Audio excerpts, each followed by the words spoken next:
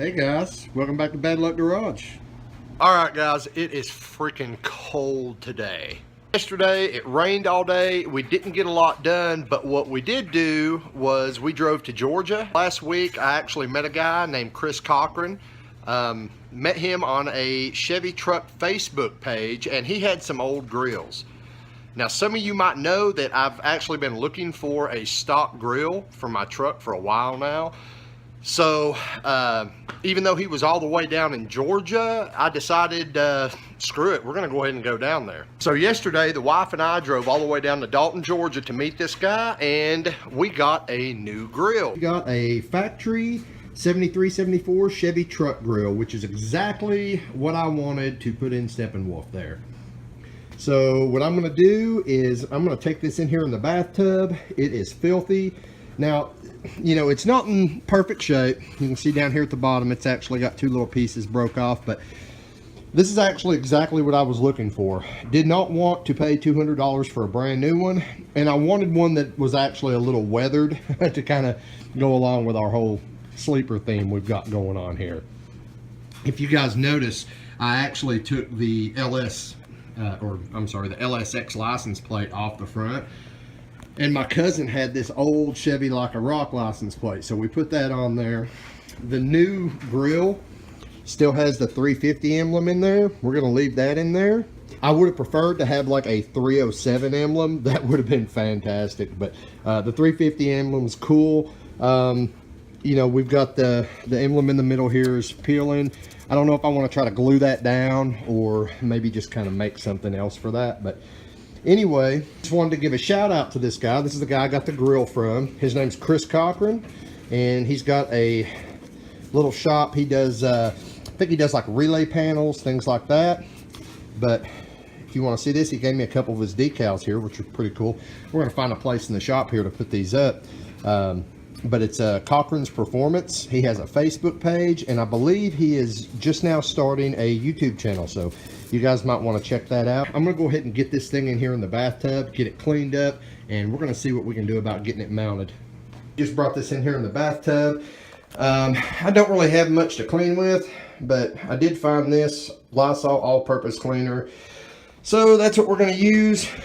I'm not going to force you guys to stare at the back of my shirt while I'm cleaning this. So basically, I'm just going to get in here with a wash rag and a scrub brush and try to scrub this thing clean.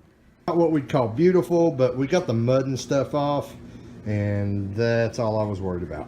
Next thing I've got to do is worry about how I'm going to mount this thing. Now, we've got grommets here, and actually, I've got to take this off. This is just a piece of metal I bent up to hold that old tube style grill out. But there's a grommet there as well. Problem is, we've got our mounting points here and over here on each side, but we do not have the grommets that go in there to run the screws into. So, got to figure something out there. And all my dreams just came crashing down. I have the wrong latch assembly.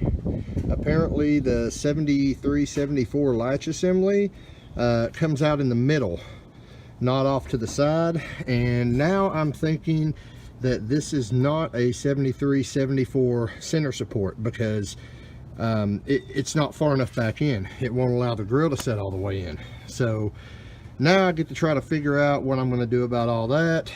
So obviously I can't do anything today about it, so we're just going to move on to something else.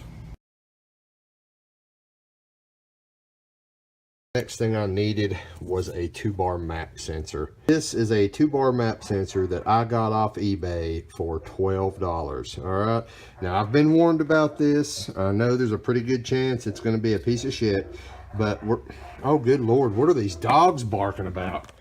I've been told that this is a piece of shit, but I figured for $12 versus $72 for the actual GM part, we're gonna try it. Now I've got my stock, you know, 1-bar map sensor here, and I've heard some people say about these cheap eBay sensors. I think it's funny, by the way, it says VCM Suite on it, like somebody's trying to make you think this was specially made for HP tuners or some shit. But anyway, the first thing I noticed about it is the bonding. around the edges here. You can see there's not a lot of epoxy around the edges here, on the top or on the bottom. You got pretty much an open gap there.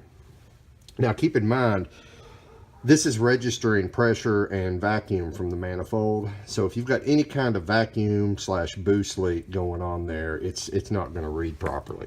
Whereas if you look at the stock sensor, you can see there is just all kinds of epoxy around the edges here.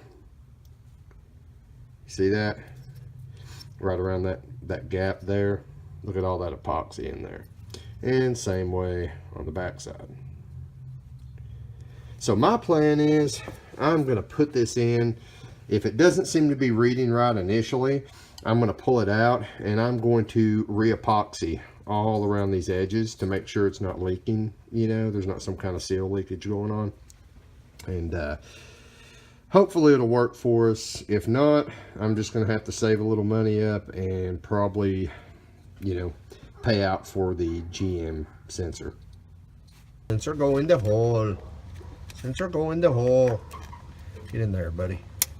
Uh-oh, don't break nothing, damn it.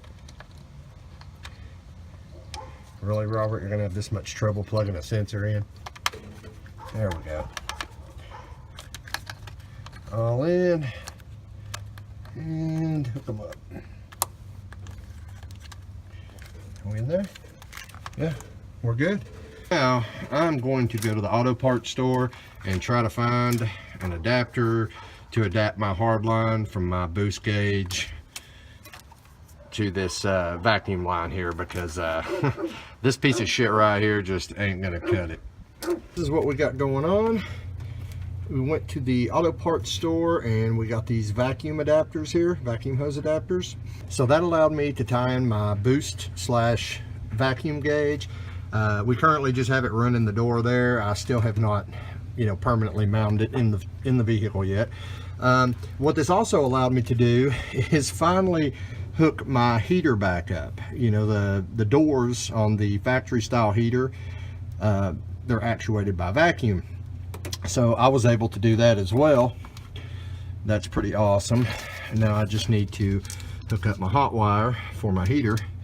We'll just hook it up on the back of the alternator here. So anyway, you know, hopefully we'll have a heater for this winter to kind of make do until I can afford to do the whole vintage air setup. All right, guys, I know I didn't get a whole lot done today.